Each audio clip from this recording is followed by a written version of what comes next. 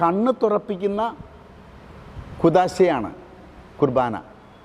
കർത്താവിൻ്റെ ശരീരം ഭക്ഷിക്കുമ്പോൾ എൻ്റെ കണ്ണ് തുറക്കണം. പക്ഷേ ഇന്ന് കണ്ണ് മുഴുവൻ തുറക്കുന്നുണ്ടോ എന്ന് എനിക്കൊരു സംശയമുണ്ട്. ഞാൻ ഇന്നലെ ട്രെയിനിൽ യാത്ര ചെയ്ത് വരുമ്പോൾ കുരുടനായൊരു വ്യക്തി ഒരു പാട്ടയിൽ ചില്ലറ പൈസ ഇട്ടിങ്ങനെ കിലുക്കിക്കൊണ്ട് ആളുകളുടെ ഇടയിലൂടെ പോകുന്നുണ്ട്.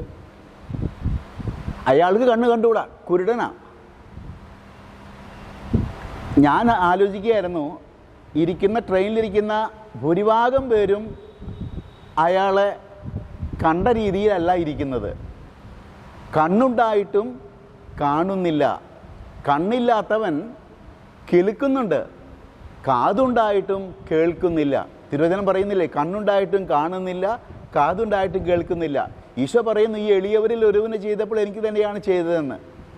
ഈ എളിയവനിൽ യേശുവിനെ കാണാൻ എനിക്ക് സാധിക്കുമ്പോഴാണ് ഞാനൊരു ക്രൈസ്തവനായി മാറുന്നത്.